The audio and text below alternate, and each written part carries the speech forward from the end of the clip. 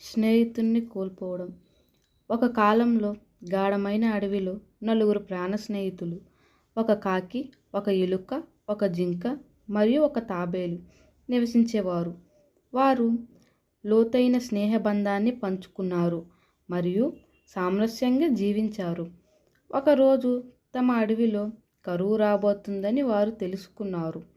తమ ఉనికి గురించి ఆందోళన చెంది స్నేహితులు తమ ప్రస్తుత నివాసాన్ని వదిలిపెట్టి పుష్కలంగా ఆహారం మరియు నీరు ఉన్న కొత్త ఇంటిని వెదకాలని నిర్ణయించుకున్నారు.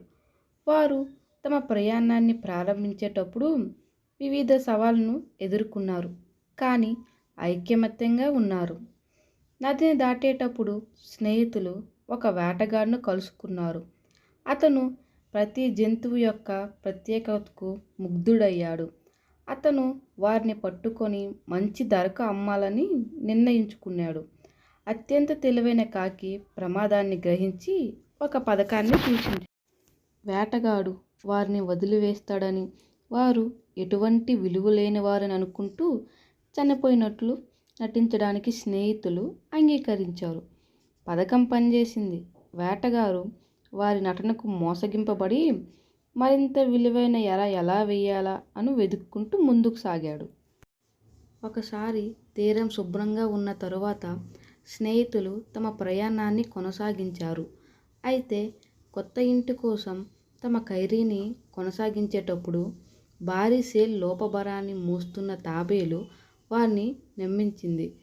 నిరాశ చెందిన ఇతర స్నేహితులు అది తమ పురోగతికి మాత్రమే అడ్డుకుంటుందని నమ్మి తాబేలుని వదిలివేయాలని నిర్ణయించుకున్నారు. హృదయం విచ్ఛిన్నమై మోసగించబడిన తాబేలు ఒంటరిగా మిగిలిపోయింది. అయితే విధికి వేరే డైరీలు ఉన్నాయి. తన విజయం లేకపోవడంతో నిరాశ చెందిన వేటగాడు తిరిగి వచ్చి ఒంటరి తాబేలును గుర్తించాడు. తాను ఇప్పుడే కోల్పోయిన స్నేహం యొక్క నిజమైన విలువను తెలియకుండా మురిసిపోయి ఆనందంతో తాబేలుని పట్టుకున్నాడు. ఈ కథ యొక్క నీతి ఏమనగా, నిజమైన స్నేహితులు మంచి మరియు చెడు సమయంలో కలిసి ఉండాలి. అవసరమైన సమయంలో స్నేహితుల్ని విడిచిపెట్టడం అవాంఛనీయ పరిణామాలకు దారితీస్తుంది.